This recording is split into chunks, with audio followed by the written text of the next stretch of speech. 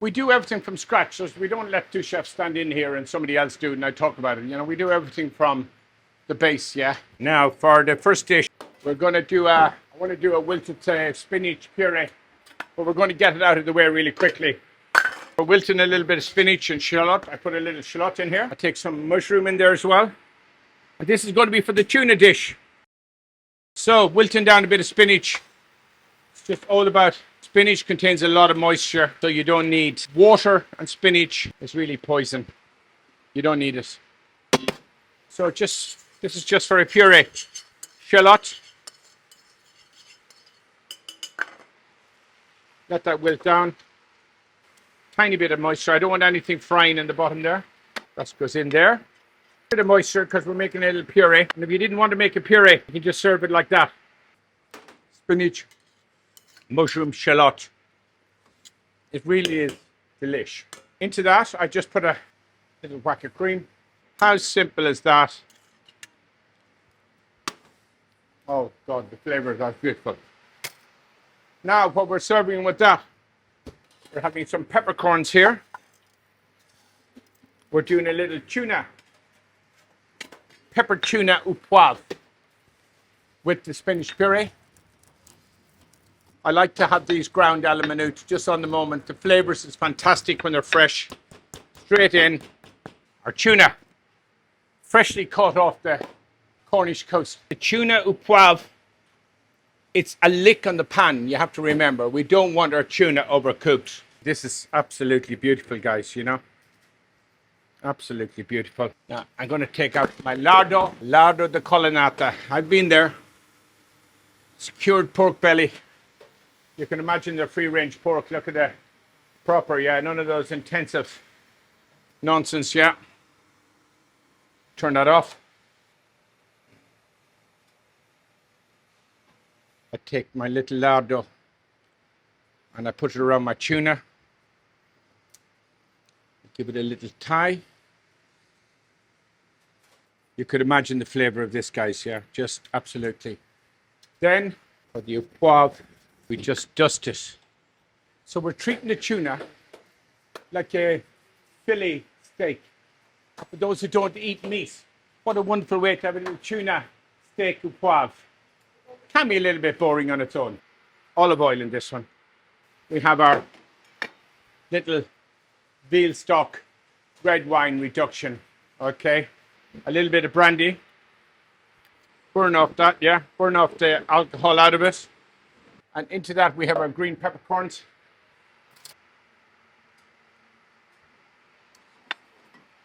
And for peppercorn sauce, you enrich it with a delicious bit of cream. No more than that. Oh God, peppercorn sauce, lads. It's one of my favorite things in the world is the steak au poivre. Absolutely delicious. For this baby here, I want it in with a tiny little bit of butter. I was walking around the kitchen this morning and I walked over to the fish section and there's loads of top end of leeks there, sitting there ready to do nothing. And so I just took them and I'm going to put them in there. I'm going to fry them. So I really want my tuna rare because I just think it's like having a piece of rare fillet. You should just try it once. And I know raw and undercooked for some people is slightly, you know, they get a little bit iffy. But honestly, I think we're at an age now where we just appreciate everything. Plate. Tuna, rest. We take that off. Then you take your puree. We take a lovely puree here.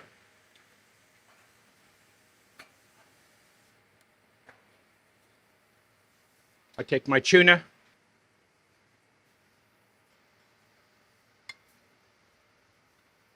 Basically, you can imagine steak and onions, steak and leeks. Same thing, guys, yeah? And that's your tuna. We buy all our game from small shoots. We try to stay away from driven shoots if at all possible. So we call them, you know what I mean, 3 or 4 people with a few dogs. And whatever is shot, we eat and cook. And that's, I'm from the countryside. I adore that way of living off the land. So forget about watching posh guys with 40 grand guns and jeeps. This is about country food, yeah? Okay, today. So basically, pheasant in. Put a bit of olive oil in there with it to stop the butter burning. This is an old dish. Probably goes back to the 1700s. You don't see a hell of a lot of it out there anymore. It's basically where you half cook the pheasant and you make a stew, and then you break up the half cooked pheasant and you put it over your stew. You put a pastry lid on it and you cook it in the oven off the bone. But you get all the flavor by roasting it. You get all the flavor that we want into it. Chicken is good. Flavor, flavor, absolute flavor. Absolute flavor, nothing but. Okay, boys, can you put this in the oven for me? Now we need to make the base for the pheasant, because we're going to put a pastry lid in this for you.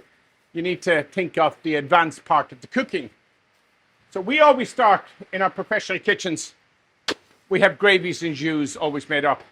This is from the bones of the pheasant already, from the previous days. Bit of red wine sauce in there, nothing more. You can buy it in a packet. We make ours. But don't get too stressed about it. You know what I mean, really? You don't need a sauce. You need a pie filling. So what we do, I'm going to take some bacon. It's this one. I leave the rind on. I leave everything on. There is no waste. That goes in there. And into that, I'll be putting my girolles and some celeriac. Let's take a bit of celeriac. By the way, it needs so little cooking, this. Gently warmed itself. Grated with a bit of Comté cheese on it. You have a lovely starter. No oil in this. I'm just using whatever fat is in that bacon. I want drawn out. I just want it drawn out. Into that, girolles. Plenty of. Into the girolles. Let that cook very nicely there. Little moisture. Little moisture. A little butter. All this is going into the pie, so don't worry. A little bit of thyme. And a bit of seasoning. You can eat that as a starter if you want. These, look, girolles, bacon, all together. Careful of the seasoning and the content. Bacon is salty. So you add, be careful with the salt. Now what I do, I take my sauce in here. Okay. That's going to be the pie filling, you could say. Girolles, celeriac, bacon. Can't go wrong. And these cook so quickly, see? I don't want them mash. I want them still to have a little bite in it. So not everything is soft in the pie, and it's all baby food and under the skin. Just a little bit of flavor. Now what you need, this is an incredibly beautiful, you don't see a lot of it. I've cooked with it widely. We've only one bottle left in the house. Chartreuse. Oh, imagine what hares and rabbits and deers eat, yeah? And why, if it's good enough for them, isn't it good enough for the pheasant sauce, yeah? Wild, it's a wild mountain liqueur. It adds a flavor that is impossible to talk about. It's so delicious. Now I'm going to taste my celeriac.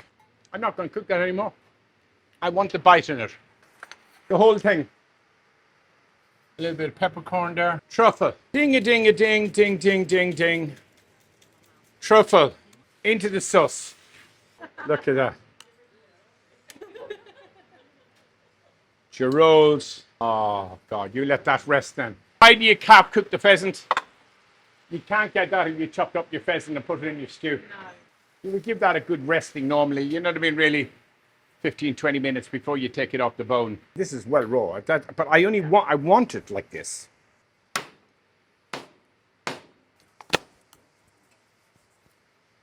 Okay.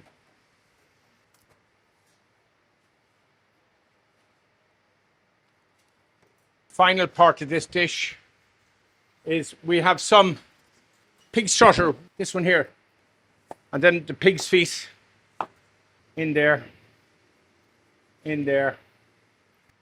We put that into the glass chiller, and that needs nothing. Cool it down. You can make it the day before, and then on the morning, if you're having friends around, take it out of the fridge, roll out your pastry. Do you have a pastry roller there? Extraordinary man himself. Okay, This is going to be for your lunch. Can I take a little bit of that there when I'm there? We'll put a little bit of more truffle in there, yeah. I'm going to show you our garnish, which is a wonderful, we call it Kaufman's cabbage. It's butter, it's a shallot, and then we take our carrot. We put it in there with the butter and a little bit of garlic I put in now. A tiny bit of water in there, a little bit of moisture, tiny bit of seasoning. So the garlic. While that's cooking, I take my cabbage.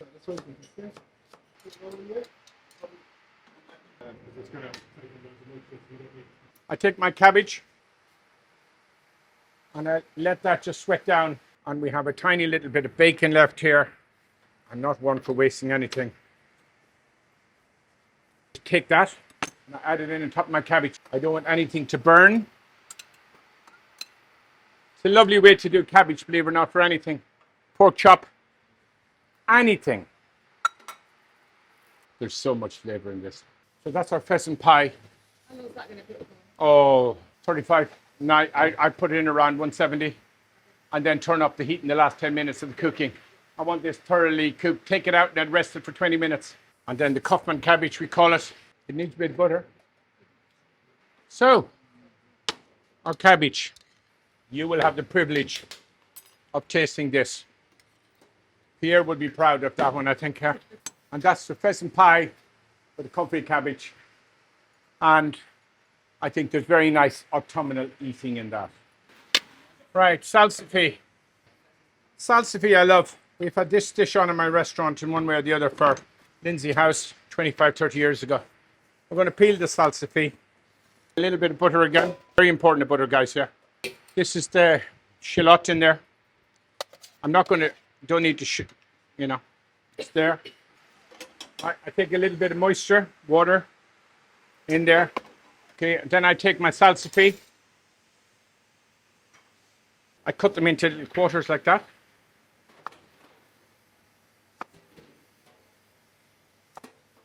I don't need more than that. My champagne goes in on top of it. I mean, it's utterly fucking ridiculous, isn't it? I mean, the whole glass, why not? We love it. This one goes in at the side.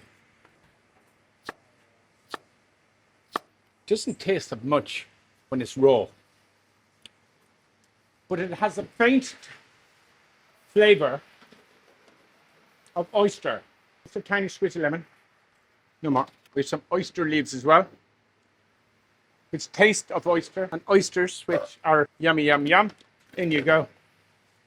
Hands down, just play with the back. Roll over. Keeping any of the juice here.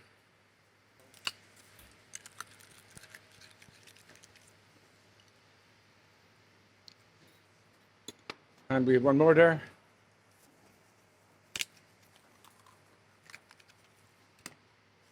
Oh yeah, the real deal. Okay. Right. What you don't want is, you don't want any shell really, guys. Careful, careful, careful. And all the juices are kept. I put the juices now of the oysters in here. Tiny bit of cream. I'm carefully adding a tiny, tiny bit more as we go through. And then this is the beurre blanc stage of the cooking. You Monty in a little bit of butter, twirl it around. So you've all types of salsify here now. Little ribbons of salsify. And then I prepare my herbs at the very last moment. I love the combination just like this of chervil. Then I take my oyster leaf here. This is the whole thing about this dish. Is the oyster goes in to warm, not to cook.